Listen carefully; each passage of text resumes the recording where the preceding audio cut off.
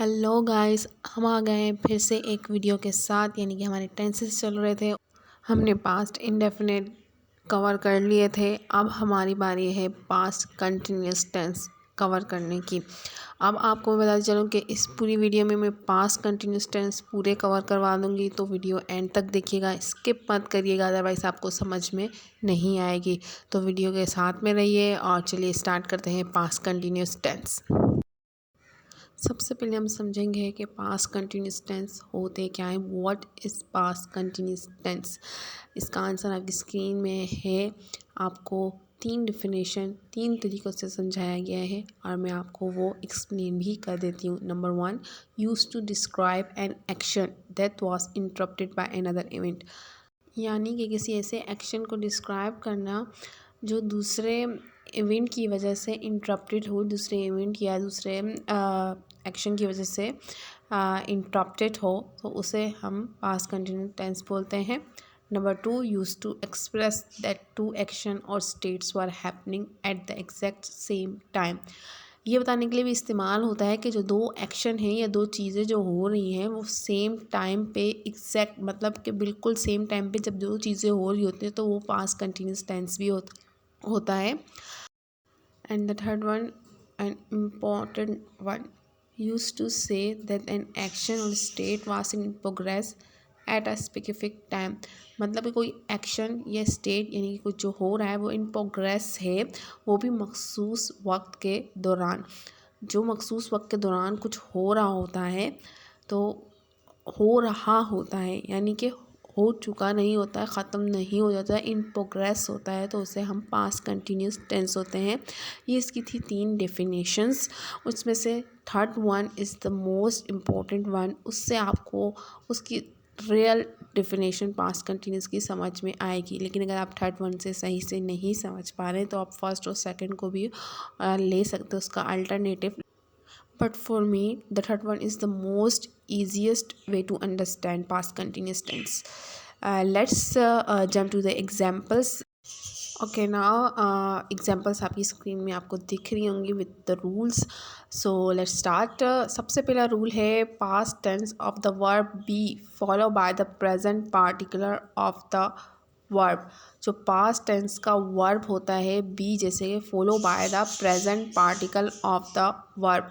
Verb का जो present particle होता है उसे फॉलो करता है। एग्जाम्पल के तौर पे आई वॉज रीडिंग, ठीक है, एंड वी वर रीडिंग।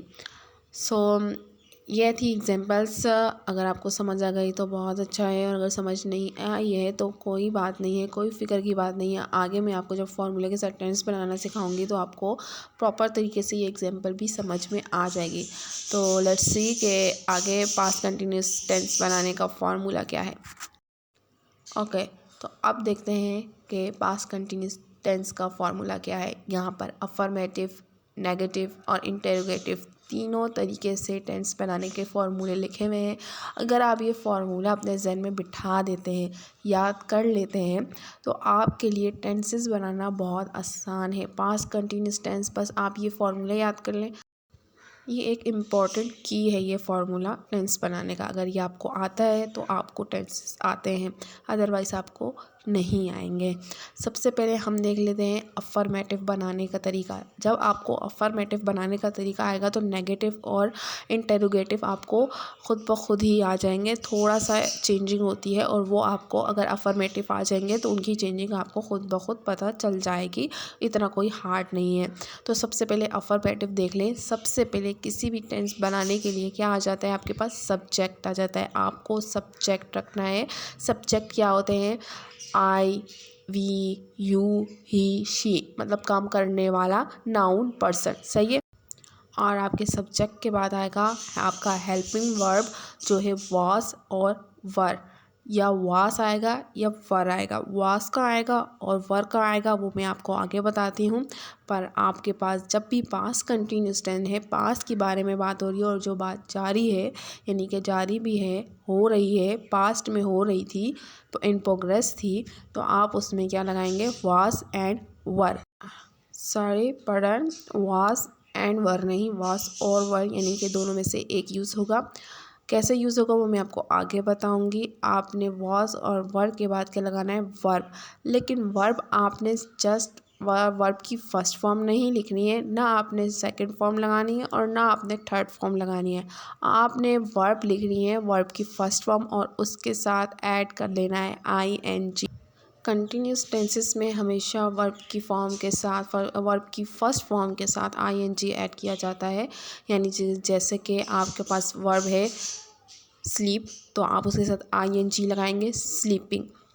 अगर आपके पास वर्ब है स्टडी, आप उसके साथ ING लगाएंगे, स्टडिंग। Learn, learning. ठीक है। Right, writing. Eat, eating. Just like that. Verb के बाद आप लगाएंगे ऑब्जेक्ट, और ये हो जाएगा आपका सेंटेंस पूरा। यानी कि आपने सब्जेक्ट लगाना है, उसके साथ हेल्पिंग वर्ब वाज या वर, वो आपके सब्जेक्ट के लिहाज से लगेगा। उसके बाद वर्ब, वर्ब या उसके साथ वर्ब के साथ ING और फिर ऑब्जेक्ट। आप सबको तो पता ही होगा सब्जेक्ट, वर्ब और ऑब्जेक्ट होता क्या है जुमले में। सब्जेक्ट यानी कि काम करने वाला, वर्ब यानी कि काम, और ऑब्जेक्ट यानी कि जिस पे काम हो रहा हो। सेंटेंस में आपने ये 3 चीज़ें ढूंढ लेनी है कि काम करने वाला कौन सा है, काम क्या है, और काम किस पे हो रहा है। अफर्मेटिव हो चुके हैं, अब हम नेगेटिव की तरफ चलते हैं। नेगेटिव में आपने वही पहले सब्जेक्ट लिखना है, सब्जेक्ट के साथ वॉज या वर आएगा। लेकिन वॉज और वर के साथ क्या आएगा, नॉट। यानी कि नेगेटिव है तो हम वॉज के साथ, जैसे अगर वॉज है तो वॉज नॉट, और अगर वर यूज़ होगा तो वर नॉट। और सिंपल वैसा ही अफर्मेटिव की तरह वॉज नॉट या वर नॉट के बाद आप लगाएंगे वर्ब, और वर्ब के साथ ING लगेगा प्लस ऑब्जेक्ट। वर्ब जब भी यूज़ होगा कंटिन्यूस के टेंस में तो उसके साथ ING ही लगाएंगे, चाहे हम नेगेटिव बना रहे हैं, पॉजिटिव बना रहे हैं या इंटेरोगेटिव बना रहे हैं। सो आपका क्या है, नेगेटिव का सिर्फ नॉट ऐड है, वरना वो बिल्कुल अफर्मेटिव की तरह ही बनेगा। नेक्स्ट हमारा है इंटेरोगेटिव। इसमें सिंपल सा चेंज है कि जैसे कि हमने अफर्मेटिव और नेगेटिव पे बनाया है, हम सबसे पहले सब्जेक्ट लिखते हैं, लेकिन इसमें हम सब्जेक्ट नहीं लिखेंगे। इसमें थोड़ा प्लेस चेंज हो जाएगा। सेम अफर्मेटिव की तरह है, सिर्फ प्लेस थोड़े से चेंज है, देख लीजिए। सबसे पहले हम हेल्पिंग वर्ब यूज़ करेंगे, was and were. Was and were की आप दोनों में से एक इस्तेमाल करेंगे सब्जेक्ट के लिहाज से। सबसे पहले आपका आ जाएगा हेल्पिंग वर्ब वॉज और वर, उसके बाद आएगा आपका सब्जेक्ट। पहले सब्जेक्ट था और फिर वॉज वर था, बस इनकी जगह हमने एक्सचेंज कर लिए। पहले आएगा वॉज या वर, फिर आएगा आपका सब्जेक्ट और फिर वर्ब, जैसे कि मैंने आपको बताया वर्ब के साथ ING ही लगेगा, फिर एंड में ऑब्जेक्ट। लेकिन क्वेश्चन मार्क लगाना आपने नहीं भूलना है, क्वेश्चन मार्क आपका लाजमी लगेगा सवालिया टेंसेस में। मैंने आपको पॉजिटिव, नेगेटिव और इंटेरोगेटिव तीनों ही समझा लिए हैं। इनके साथ एक एग्जांपल भी दी गई है, वो भी मैं आपको एक्सप्लेन कर लेती हूँ। जैसे कि पॉजिटिव के नीचे दी गई है I was going to school. आप देख लें, पहले सब्जेक्ट यूज़ हुआ है आई सब्जेक्ट यूज़ हुआ है, तो आई के साथ हमारा क्या लगेगा, वॉज या वर। सिंगुलर के साथ लगता है वॉज और प्लूरल के साथ लगता है वर, तो हमने लगा दिया वॉज। फिर हमारा आ गया वर्ब। वर्ब क्या है, जाना, यानी कि गो, और गो हमारा सिंपल वर्ब था, हमने उसके साथ ING ऐड कर दिया तो बन गया है गोइंग। और लास्ट में हम कहाँ जा रहे हैं, स्कूल, तो हमने लिख लिया है I was going to school. अब आ जाते हैं नेगेटिव की तरफ। फॉर्मूले के हिसाब से सबसे पहले हमारा सब्जेक्ट यानी कि आई है, उसके बाद वॉज या वर, आई के साथ वॉज लगेगा, वॉज और वर के साथ नॉट लगेगा नेगेटिव में, तो हमने लिख लिया है आई वॉज नॉट। और फिर वर्ब इस्तेमाल किया है, सिंपल वर्ब गो था, फिर हमने ING ऐड कर दिया तो गोइंग टू स्कूल। पूरा सेंटेंस आपका बना I was not going to school. Now the last one interrogative. सबसे पहले हमने हेल्पिंग वर्ब यूज़ किया है जो है वॉज। वर्ब क्यों यूज़ नहीं किया, क्योंकि सब्जेक्ट हमारा आई है। सबसे पहले हमने लिख लिया वॉज, फिर हमने सब्जेक्ट लिखा है आई, वर्ब गो, ING ऐड किया गोइंग टू स्कूल, एंड में क्वेश्चन मार्क। ये आपका हो गया सेंटेंस पूरा। सिंपल है, अगर आपको ये फॉर्मूला आएगा तो आप सिंपली सेंटेंस बना सकते हैं। ओके, तो मैं आपको वॉज और वर के थोड़े यूजेस बता देती हूँ ताकि आपको आसानी हो वॉज और वर का यूज़ करने में, कि हम वॉज किस सब्जेक्ट के साथ लगाएंगे और वर कौन से सब्जेक्ट के साथ लगाएंगे। जब भी आपके पास आपका सब्जेक्ट सिंगुलर होगा तो आप उसके साथ वास यूज़ करेंगे, और अगर आपका सब्जेक्ट प्लूरल है तो आप उसके साथ वर यूज़ करेंगे। अगर आपके पास सिंगुलर नाउन आ रहे हैं यानी कि आई, ही, शी, इट, तो आप उसके साथ वास यूज़ करेंगे। अगर मैं उर्दू में बात करूँ, जैसे कि आई यानी कि मैं सिंगल है तो मैं उसके साथ वास यूज़ करूँगी। अगर ही बात हो रही है किसी लड़के की तो वो भी सिंगुलर ही है, सिंगल है, सो उसके साथ वास यूज़ होगा। शी यानी कि किसी लड़की की बात हो रही है तो आप उसके साथ लगाएंगे वास। इट अगर किसी एक चीज़ की बात हो रही है यानी कि सिंगुलर थिंग की बात हो रही है तो आप उसके साथ वास लगाएंगे। और यू भी सिंगुलर में आता है लेकिन वो प्लूरल में भी आता है। जब हम तुम के लिहाज से बात कर रहे हैं तो हमें नहीं मालूम कि हम कितने लोगों से बात कर रहे हैं, हम एक से बात कर रहे हैं या दो से बात कर लें। सिर्फ चलो हमें सेंटेंस से पता चल रहा है कि हम सिंगुलर के साथ भी बात कर रहे हैं, तो हम हमेशा इस डाउट की वजह से यू के साथ वर यूज़ करते हैं। यू के साथ हमेशा यू सिंगुलर की तरफ नहीं जाता है, वो हमेशा प्लूरल के इस्तेमाल में होता है, तो हम यू के साथ वर यूज़ करेंगे, ना कि वॉस। अब हम चले जाते हैं प्लूरल की तरफ। प्लूरल में यू भी आता है यानी कि हम तुम करके बहुत से लोगों से बात कर सकते हैं। वी आएगा, दे आएगा, या अगर हम किसी के ग्रुप से जैसे बहुत सारी लड़कियों से बात कर रहे हैं तो द गर्ल्स आ जाएगा, या बहुत सारे लड़कों से बात कर रहे हैं तो बॉयज़ आ जाएगा। अगर हम बहुत सारी चेयर्स की बात कर रहे हैं तो चेयर्स आ जाएगा। यानी कि ये सब प्लूरल चीज़ें हैं, इनके साथ यूज़ होगा वर। प्लूरल जहाँ होगा आप उसके साथ वर ही यूज़ करोगे। बहुत सी प्लूरल चीज़ें आती हैं, जस्ट नाउन नहीं होते हैं कि मैं आपको बोल दूँ यू, वी और दे के साथ ही जस्ट वर आएगा, ऐसी बात नहीं है।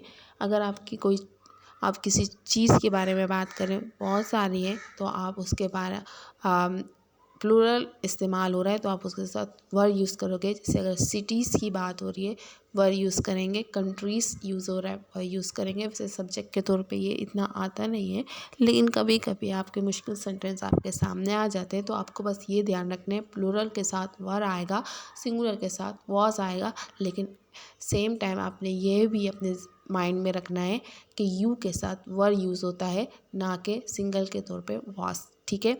और जैसे कि आपके पास थोड़े से वर्ब लिखे हुए हैं वो भी मैं आपको पढ़ के बता देती हूँ। जैसे कि गो है, ING लगा दिया, going, do, doing, see, seeing, play, playing, fight, fighting, tell, telling, read, reading.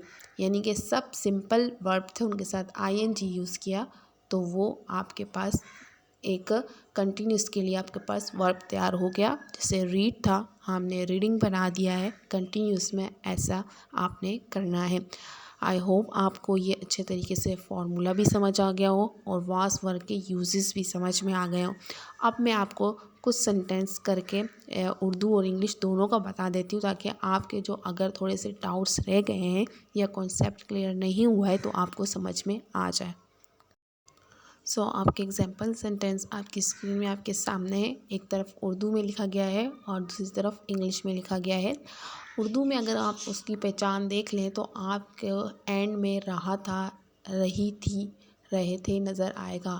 रहा था से ये ज़ाहिर हो रहा है कि जो पास्ट में कोई काम या कोई एक्शन इन प्रोग्रेस था तो वो आपका पास्ट कंटिन्यूस हो गया। इन प्रोग्रेस यानी कंटिन्यूस, और था पास्ट था आपके माजी से का रिसेम्बलिंग दे रहा है, था, थे, थी। सबसे पहला आपका जो सेंटेंस है उर्दू में वो है मैं एक किताब पढ़ रहा था। अगर मैं इसको इंग्लिश में कन्वर्ट करूँगी तो कैसे करूँगी? मैं की जगह आप लगाएंगे आई। आपने आई लगा दिया, सब्जेक्ट लगा दिया, तो फॉर्मूले के हिसाब से आपको अब हेल्पिंग वर्ब लिखना है। हेल्पिंग वर्ब आई के साथ क्या यूज़ होगा? आई सिंगुलर है तो वॉस यूज़ होगा, हमने वॉस लगा दिया। अब आपको लगाना है वर्ब, यानी कि आप क्या काम कर रहे हो। आप क्या कर रहे हो? पढ़ रहे हो। आपका काम क्या है इस पूरे सेंटेंस में? पढ़ना। तो पढ़ने को इंग्लिश में क्या बोलते हैं? क्या ना वर्ब यूज़ होगा? रीड। उसके साथ फॉर्मूले के हिसाब से आपने ING ऐड कर दिया तो आपका बन गया रीडिंग। पहला सब्जेक्ट यानी कि आई, हेल्पिंग वर्ब यानी कि वॉज, और फिर वर्ब के साथ ING यानी कि रीडिंग। आगे एंड में सब्जेक्ट यानी कि किस पर काम हो रहा है? किताब, किताब पढ़ी जा रही है, तो हमने लिख दिया I was reading a book. एक लिखा हुआ है इसलिए हमने आ बुक लिख लिया। ये आपका सेंटेंस पूरा फार्मूले के हिसाब से, अगर आपको फार्मूला याद है आप इंग्लिश से उर्दू में, उर्दू से इंग्लिश में कन्वर्ट कर सकते हो। आई was reading a book is simple. दूसरा आपका है हम टेलीविज़न पर एक मूवी देख रहे थे। आप स्क्रीन में हाथ रख लीजिए और आप अब इसे खुद सॉल्व करें कि हम फॉर्मूले के लिहाज से कैसे सॉल्व करेंगे। मेरे साथ करिएगा। हम की जगह हम क्या यूज़ करेंगे, वी हमने लगा दिया सब्जेक्ट। सब्जेक्ट के बाद क्या आता है गाइस, सब्जेक्ट के बाद हेल्पिंग वर्ब आता है। लेकिन कौन सा हेल्पिंग वर्ब, यहाँ तो दो फॉर्मूले में बताए गए हैं, वॉज एंड वर। वॉज आएगा या वर आएगा, लेकिन आपको ये भी बताया गया है कि वॉज सिर्फ और सिर्फ सिंगुलर के साथ और वर प्लूरल के साथ इस्तेमाल होगा। तो हम तो प्लूरल है तो हमने उसके साथ लगा दिया है वी के साथ वर। हमारे पास आ गया हेल्पिंग वर्ब। अब आपको लगाना है वर्ब यानी कि काम। आप क्या कर रहे हो, देख रहे हो। ये आप ऐसी किसी चीज़ को नहीं देख रहे हो कि आप सी लिखो, आप उसके लिए सी इस्तेमाल नहीं करोगे। जब आप टेलीविज़न पर लिखा हुआ एक मूवी देख रहे हैं, मूवी वगैरह देखने के लिए आप वॉच का इस्तेमाल करते हो कि मैं वॉच यानी कि देख रहा हूँ, सही है। तो हम लिखेंगे वॉच और ING लगा दिया तो बन गया वॉचिंग। हम क्या देख रहे हैं, सब्जेक्ट लगाना है। अब हमने किस पे काम कर रहे हैं, आ मूवी, ठीक है, आ मूवी ऑन टेलीविज़न, ठीक है। इसमें सब्जेक्ट के साथ से एक एडिशनल वर्ड आ गया मूवी ऑन टेलीविज़न, ठीक है। टेलीविज़न सब्जेक्ट है और वॉचिंग अ मूवी यानी कि हम क्या देख रहे हैं, movie. We were watching a movie on television. नीचे आपका तीसरा है, आप अपनी स्क्रीन में फिर से इंग्लिश की तरफ वाले साइड हाथ रख लीजिए ताकि आप अपने सेंटेंस बनाएं मेरे साथ साथ, तो आपकी भी प्रैक्टिस हो जाएगी और आपको समझ में भी आ जाएगा, कॉन्सेप्ट क्लियर हो जाएगा। तीसरा है तुम बहुत तेज़ दौड़ रहे थे। तुम के लिए क्या इस्तेमाल होता है, यू। तुम के साथ मैंने आपको पहले भी बताया है कि क्या लगेगा, वॉस या वर। गाइस क्या लगेगा, आप मुझे कमेंट में बताइएगा कि आपने क्या बोला है, वॉस बोला है या वर बोला है।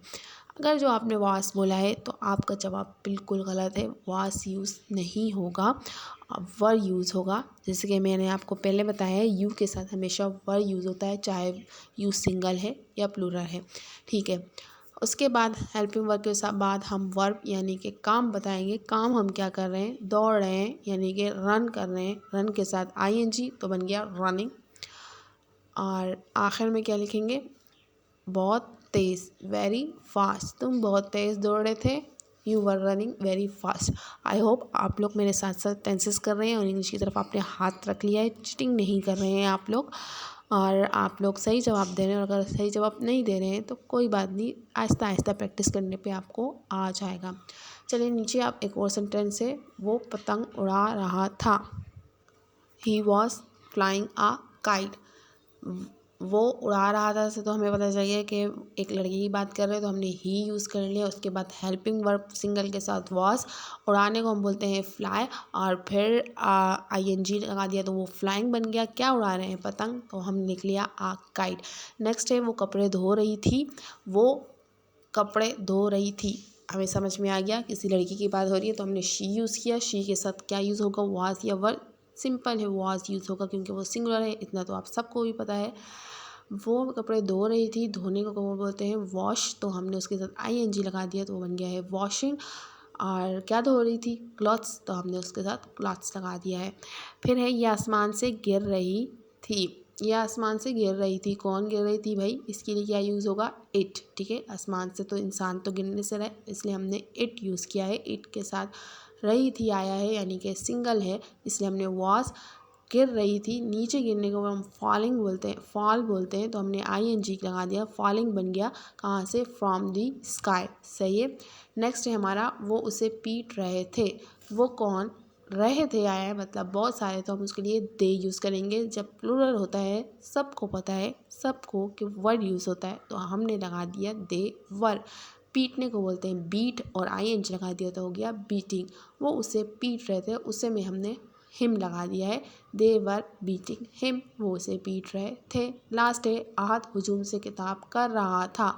आहत सिंगल नाउन है, सिंगल के साथ वॉज यूज हो जाता है, तो हमने आहत वॉज लिखा है। इसी तरह किसी लड़की का नाम भी सिंगल होगा तो हम वॉज यूज़ करेंगे, लेकिन अगर यहाँ पर ऐसा होता आहत एंड मोहित तो हम आहत एंड मोहित के साथ लगाते वर, लेकिन यहाँ पर सिर्फ सिंगल है तो हम सिंगल का ही जुमला बनाते हैं। आहत हुजूम से खिताब कर रहा था। आहत वास खिताब करने को एड्रेस बोलते हैं और ING लगाएंगे तो वो एड्रेसिंग होगा। एड्रेस पते वाला एड्रेस नहीं, इसे खिताब करना बोलते हैं। तो आहत वास एड्रेसिंग द क्राउड, हुजूम को बोलते हैं क्राउड, तो हमने उसकी जगह लगा दिया है दी क्राउड।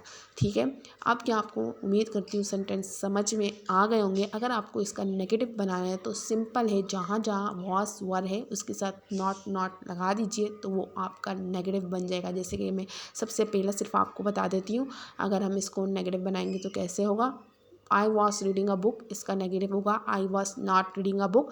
और इसी तरह अगर हम इसको इंटरोगेटिव का बनाएंगे तो हम वाज और आई की जगह चेंज कर देंगे, एंड में क्वेश्चन मार्क लगा देंगे। Was I reading a book, end में क्वेश्चन मार्क। नीचे we were watching a movie on television, we were not watching a movie on television, ये हो गया आपका नेगेटिव। और अगर आपको इसको बनाना है इंटेरोगेटिव तो were we watching the movie on television, end में क्वेश्चन मार्क। इसी तरह आप सारे खुद से बनाइए। अगर आपको समझ नहीं आ रहा आप मुझसे पूछिए, और जब बना लीजिए तो एक एक सेंटेंस आप कमेंट बॉक्स में लिख दीजिए ताकि मुझे पता चले आपको कितना आ रहा है और कितना समझ में आ चुका है। लेकिन अगर आपका कोई भी डाउट रह गया है, क्लियर नहीं हुआ है, तो आप मुझसे कमेंट बॉक्स में पूछ सकते हैं। तो आज के लिए सिर्फ इतना ही। आपकी वीडियो में मतलब कि आपकी ये वीडियो मैं बना चुकी हूँ। अब आप मुझे दीजिए इजाज़त। आपके पास कंटिन्यूस हो चुके हैं पूरे। अब मैं अगले सेंटेंस के साथ अगली वीडियो के साथ आऊँगी। इधर मेरे पास कंटिन्यूस समझाएं, आगे पास्ट परफेक्ट की तरफ हम जाएंगे। तो आपको अगर सेंटेंस समझने तो मेरे साथ बने रहिए, और वीडियो को लाइक करिए, सब्सक्राइब करिए, शेयर कीजिए, जितना फैला सकते हैं फैलाइए, और अपने प्यारों के साथ शेयर करें ताकि उनको भी समझ में आए कॉन्सेप्ट वगैरह, और जिनको नीड है वो समझने आसानी हो सबके लिए। और आज तक के लिए इतना ही। सो अल्लाह हाफ़िज़।